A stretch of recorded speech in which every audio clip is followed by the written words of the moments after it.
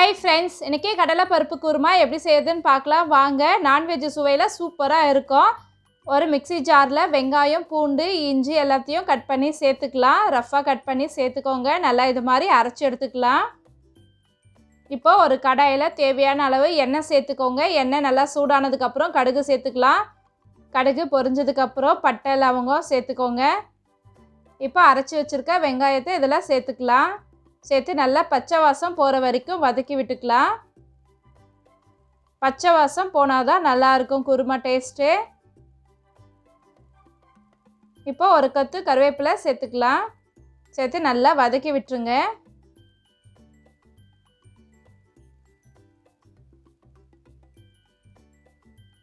பச்சை வாசம் போனதுக்கப்புறம் நறுக்கி வச்சுருக்க தக்காளியை சேர்த்துக்கலாம். நான் மீடியம் சைஸ் 2 தக்காளி எடுத்திருக்கேன். பெருசாக இருந்தால் ஒரு தக்காளி சேர்த்துக்கோங்க போதும். தக்காளியும் நல்லா குழஞ்சி வதங்கி வரணும்.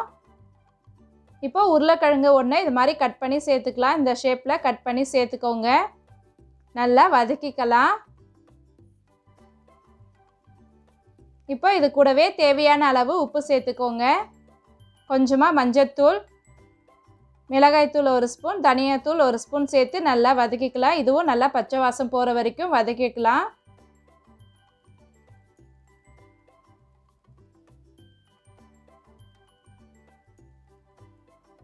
பாருங்கள், இந்த மாதிரி நல்லா வதக்கி விட்டுக்கலாம்.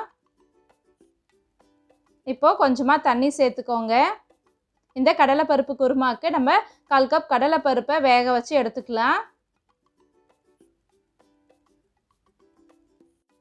இப்போது வேக வச்சுருக்க கடலைப்பருப்பை இதில் சேர்த்துக்கலாம். நான் இன்றைக்கி 1/4 கப் அளவு தான் கடலைப்பருப்பு வேக வச்சு சேர்த்துருக்கேன்.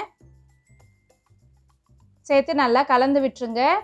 பாருங்கள், எண்ணெய் பிரிஞ்சு நல்லா கொதிச்சு வருது. உருளைக்கிழங்கும் நல்லா வேகட்டும். இப்போ நம்ம குருமாவுக்கு தேவையான அளவு தேங்காவை அரைச்சி சேர்த்துக்கலாம்.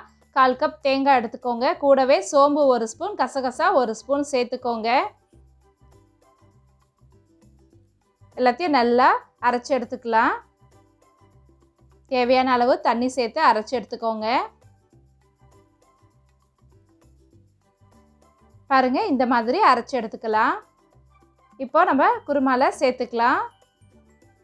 கொஞ்சமாக தண்ணி சேர்த்து அலசி ஊற்றிக்கோங்க. தேங்காய் அரைச்சி சேர்த்துட்டு ரொம்ப நேரம் கொதிக்க விட வேணாம். கொஞ்சம் நேரம் கொதிச்சா போதுமானது.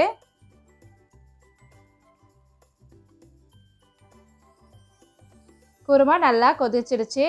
இப்போ கடைசியாக நறுக்கி வச்சுருக்க கொத்தமல்லி தழையை சேர்த்துக்கலாம். இந்த குருமா இட்லி, தோசை, சப்பாத்தி எல்லாத்துக்கும் சூப்பராக இருக்கும். இடியாப்பத்துக்கும் ரொம்பவே நல்லா இருக்கும். நான்வெஜ் சுவையில் இது ரொம்ப டேஸ்டியாக இருக்கும். நீங்களும் ட்ரை பண்ணி பார்த்துட்டு எப்படி இருக்குன்னு கமெண்ட்டில் சொல்லுங்கள். சூப்பரான கடலைப்பருப்பு குருமா ரெடி ஆயிடுச்சு. இந்த வீடியோ உங்களுக்கு பிடிச்சிருந்தா லைக் பண்ணுங்கள், ஷேர் பண்ணுங்கள், கமெண்ட் பண்ணுங்கள், மறக்காமல் சப்ஸ்கிரைப் பண்ணுங்கள். Thank you, by by. நெக்ஸ்ட் வீடியோவில் பார்க்கலாம்.